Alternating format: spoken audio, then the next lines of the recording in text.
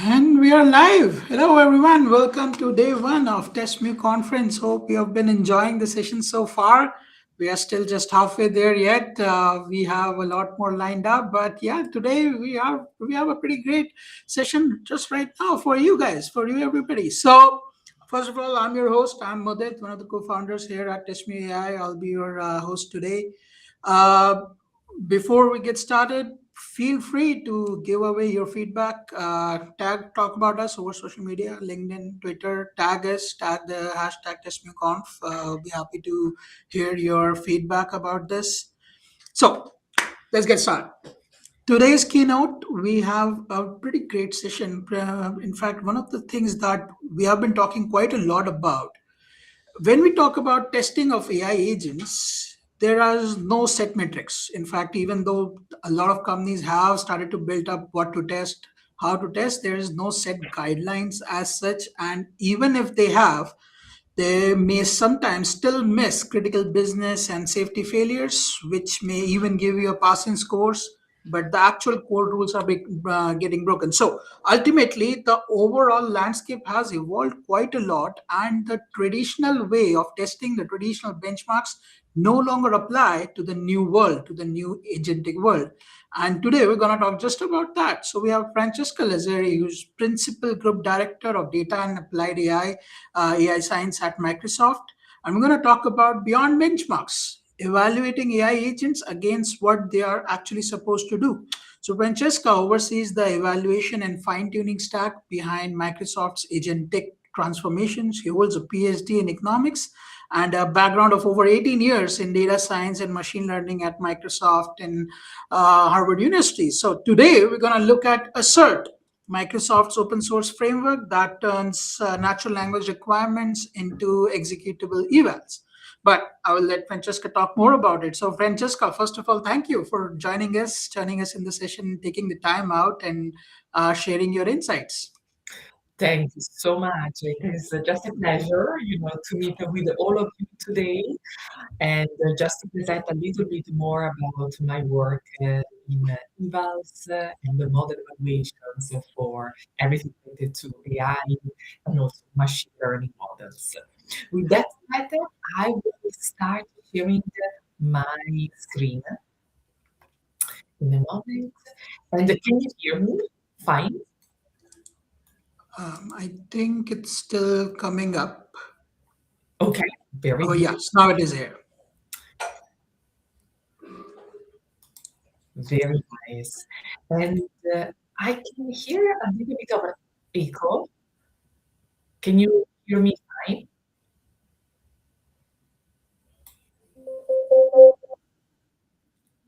Hello? Yes. Yes, we are able to hear you. Very nice. And what about now? Can you still hear me? Yes, we can. Very good. So I will probably change a little bit of the settings in the volume so I cannot hear the echo. Let's get started. Very nice. So, as I said, just a pleasure, to be here today and really to present a little bit more about my work at Microsoft on evaluating agents against what they are actually supposed to do. This is a very important question for all of us in applied AI, machine learning, because every time that we build end-to-end agents or AI solutions, we really want to make sure that they serve the final purpose, which is making the end user more knowledgeable about the specific topics or about a specific task. And please let me know if you can still hear. Sounds, I think it should be good, right?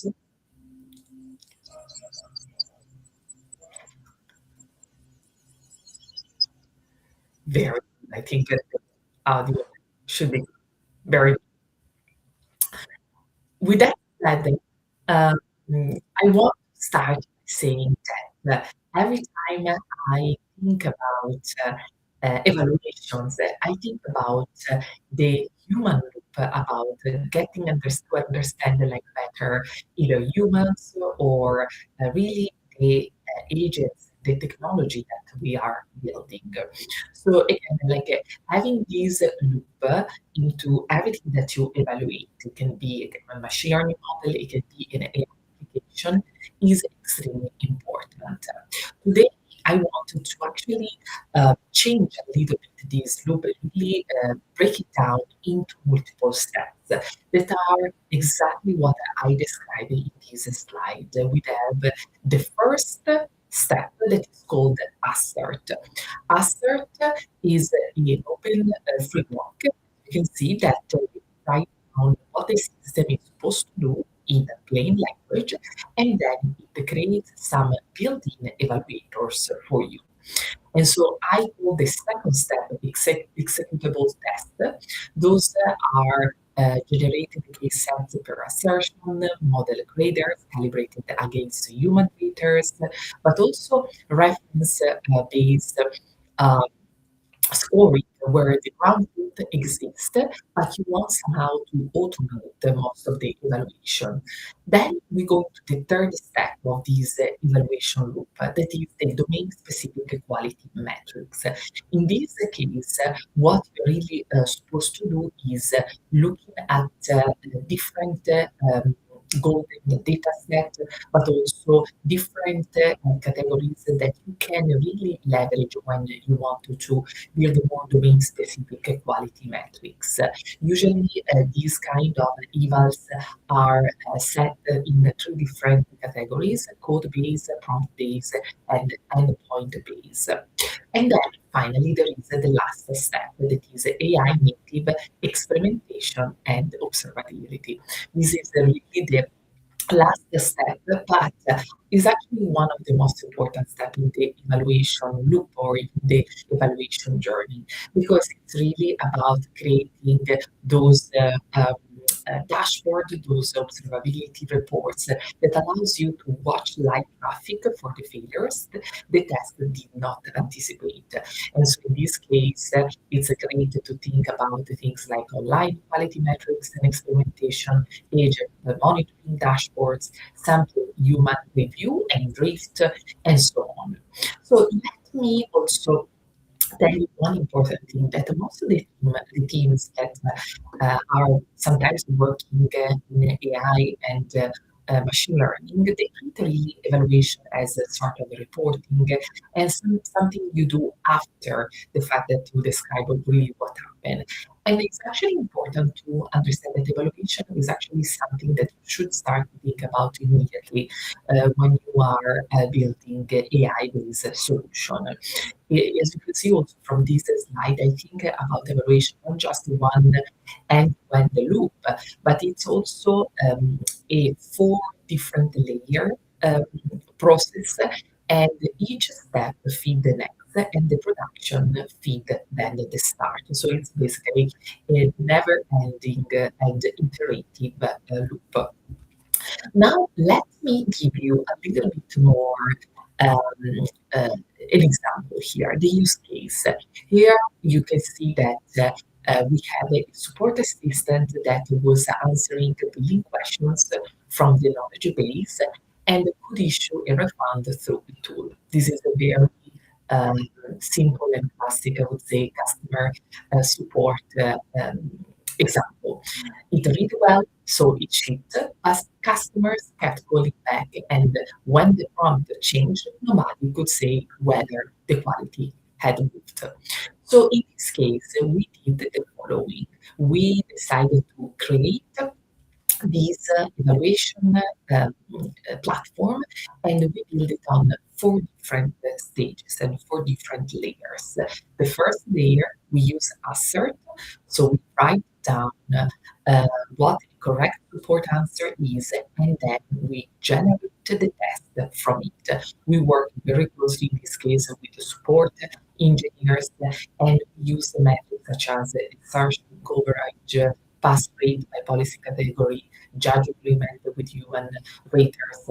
Then we start using layer two, that is the set of built-in evaluators. In this case, we run the same baseline scorecard every other agent gets. So this is very important because we were looking at metrics such as groundedness, retrieval quality, relevance, safety, defect rate. Then we also start building what I call the layer number 3, that is custom accuracy and agent evals. In this case, we had to define what resolve means for support and score the steps, not just the last final reply or outcome that the agent was giving to our end users. Some of the key metrics we were looking at for this case was the resolution rate, intent resolution, tool call accuracy, refund policy compliance, and also correct escalation. Finally, the year number 4, this was really about not only creating that kind of observability platform um, uh, and also dashboard that was giving us results in real time, but also we decided to watch live conversations and also let failures from those conversations write the next test. And these we use metrics um, and the evals like repeat contact in 7 days, thumbs down rate, escalation rate, P95 latency, and cost per solution. So this is really a classic example again from customer support engineering on how we use the evaluation platform, the evaluation framework that I was showing you in the previous slide for a real use case. Now, let's just deep dive a little bit into the first layer, that is ASSERT. ASSERT by now is a open source system that allows you really to write in English, in plain language, what the agent must and must not do, take then the different products requirements, but also the policy requirements, the different system prompts, and then this is really the first artifact that you can use for review of different metrics. Then there is a second step that is the systemization. In this step, you can convert that text, that is the behavior specifications, into structured behavior categories, and each of them is a testable pattern rather than a general intention.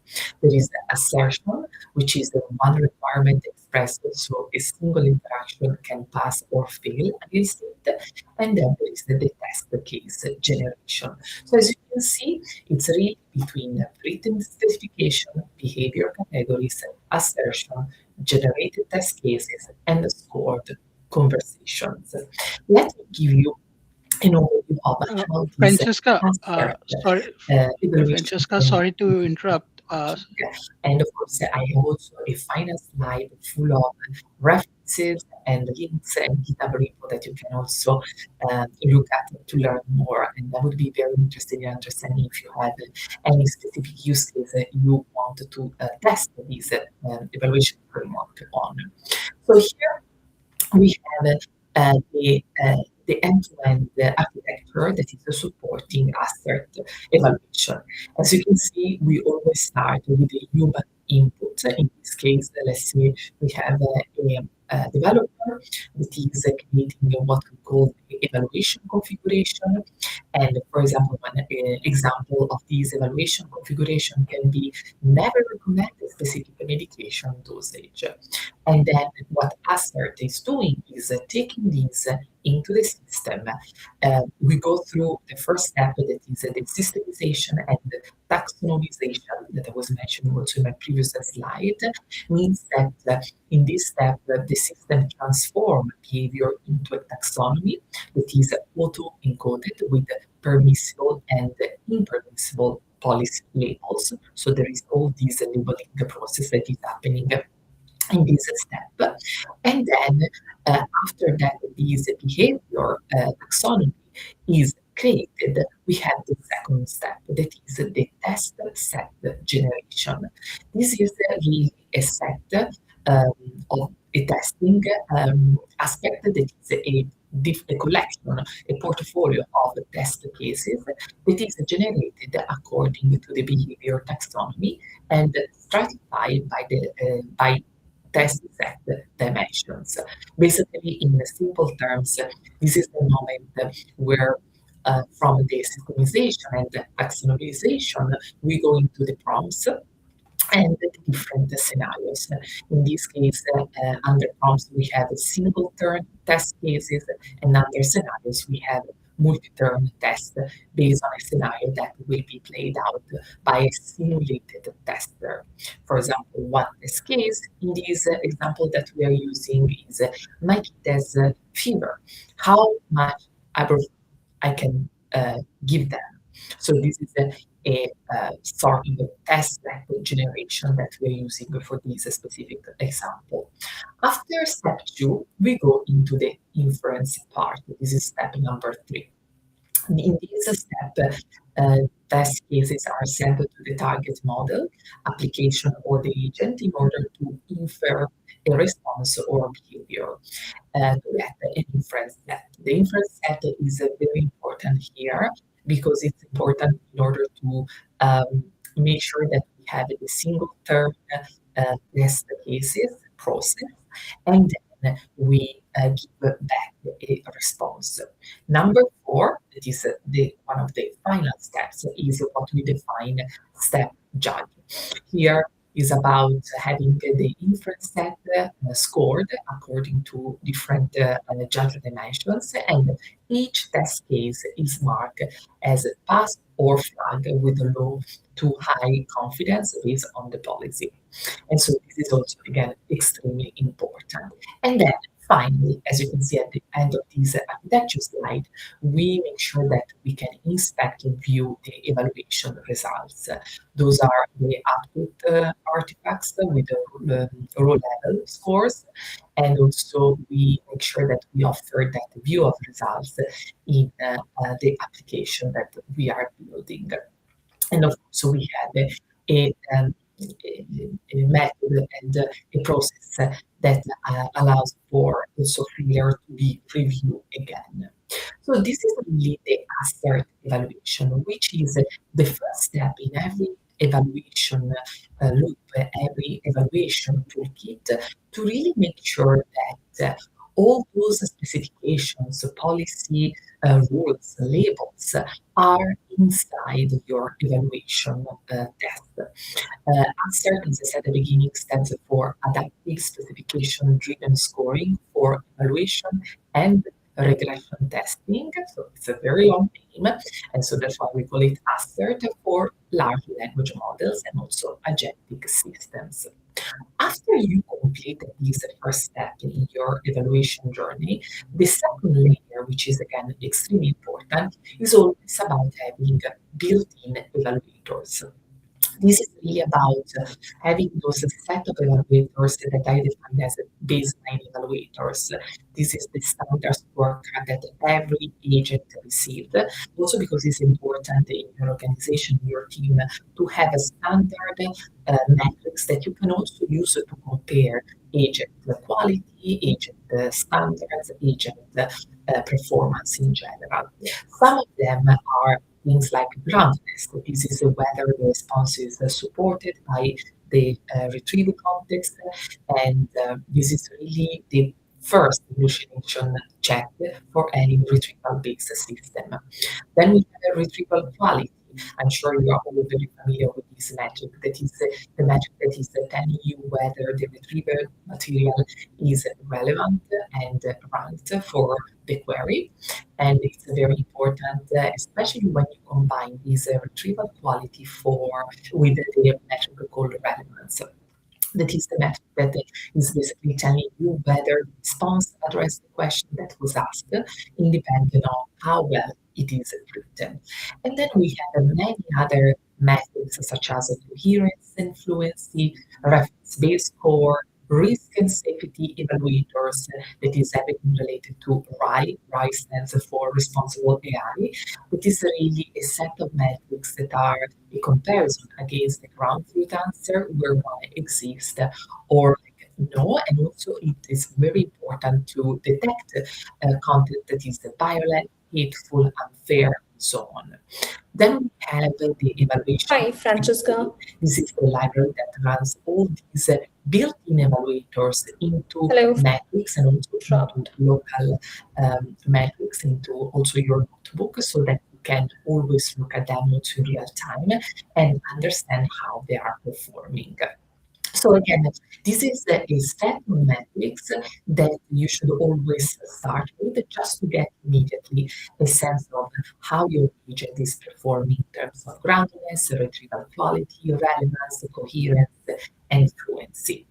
Then, after you perform and completed step number one, step number two, I would say invest the time and resources into what I call the layer number three of every eval journey, which is the customer accuracy and agent.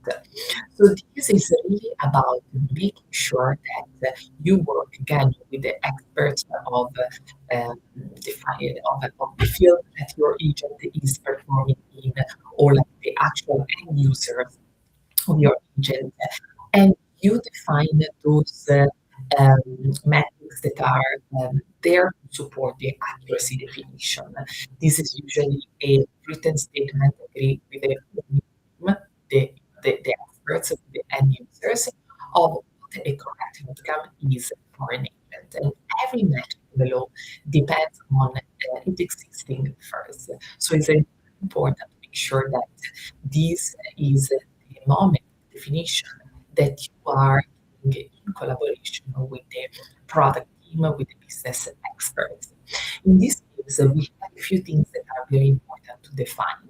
Things like both the data set, custom rubric, judge, task completion, intent resolutions, and so on.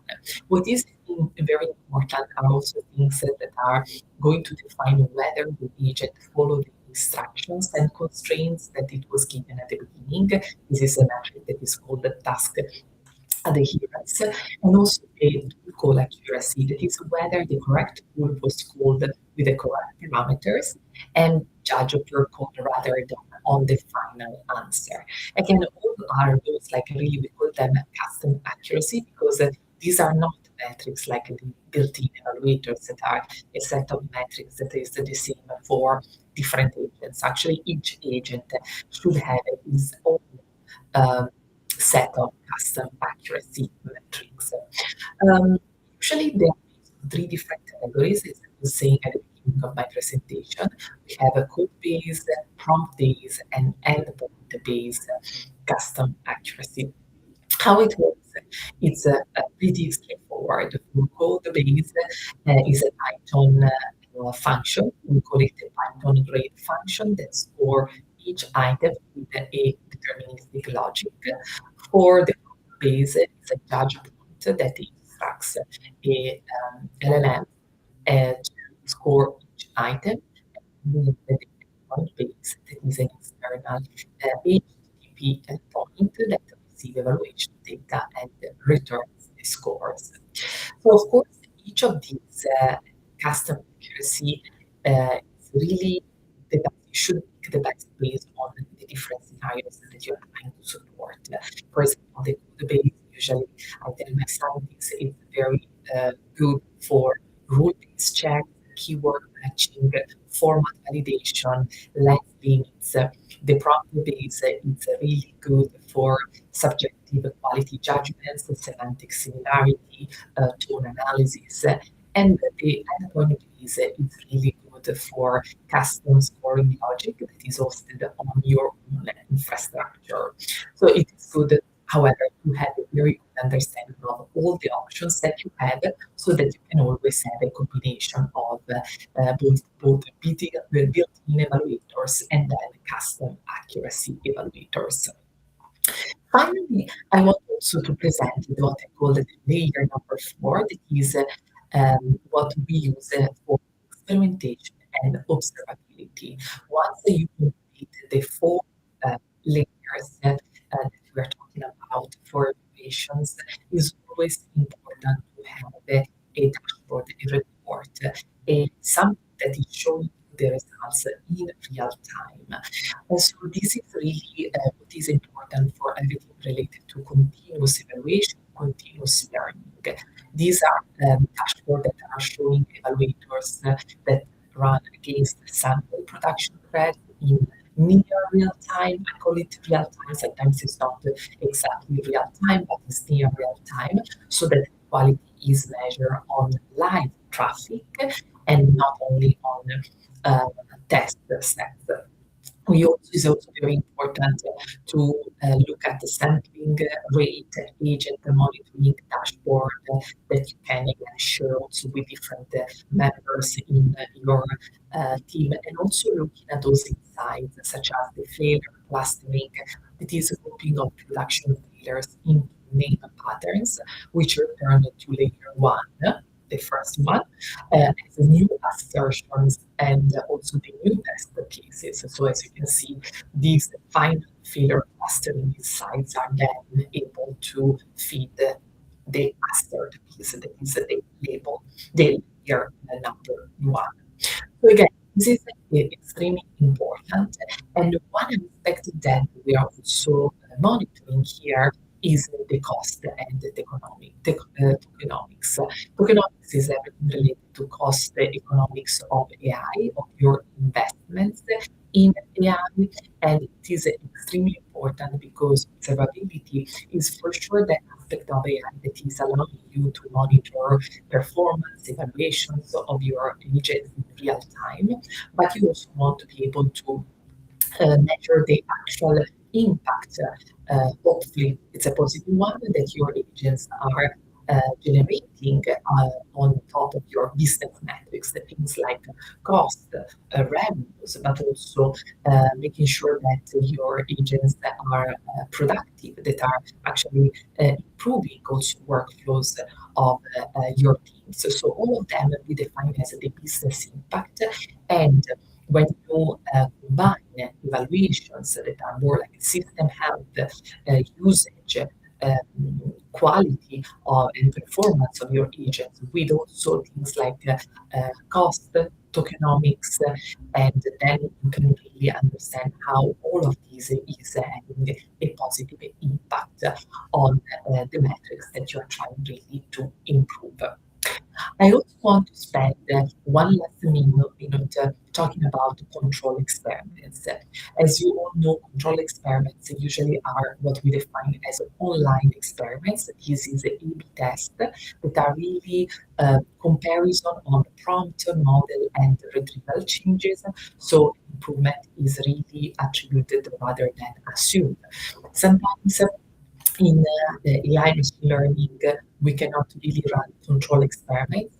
Another tool that has been used a lot in layer number four, that is observability and experimentation, is offline experimentation. So we usually use packages such as Causal, Inference, and also different statistics methodology from Bayesian statistics to really understand not just what's the correlation between one variable to the other, or the impact of an agent to the workflow that we are trying to improve, but really what's the causal relationship between the two. And that has been extremely important, and it is right now what we also consider as part of the observability layer. That is again layer number four.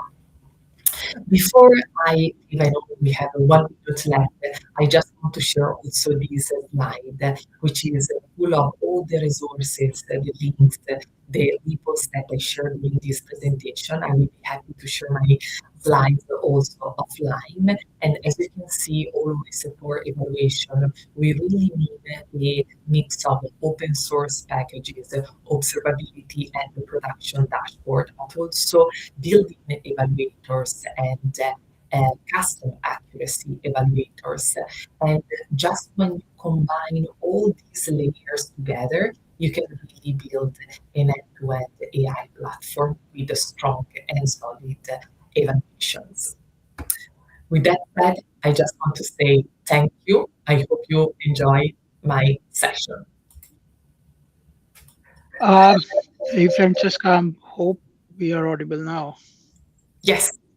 All right. We have been trying to reach you. Unfortunately, there was some issue in the audio side of things. But yeah, I think we still made it. A lot of people still understood what happened. We do have closed caption turned on as well. For the time being, I have turned on the recording so people can go and check out this session till the time of the conference that is happening. After that, we'll try to fix the audio issue. But again, I think this was Murphy's law that kind of stuck us, but I still was able to follow through and follow on, and really enjoyed the session as well. Really great slides, really great insights, and folks Thank you. who are facing the audio issues, apologies so apologies for that. I think this was the Murphy's law that kind of stuck us. But yes, as Francesca mentioned, we'll be sharing these slides with everyone on the offline, and there are tons of resources over here that you can go through to understand more about it. But yeah, Francesca, again, thank you for taking the time Thank out, you. going us through your insights and the overall metric system. I really appreciate it. Thank you so much. Bye. Okay.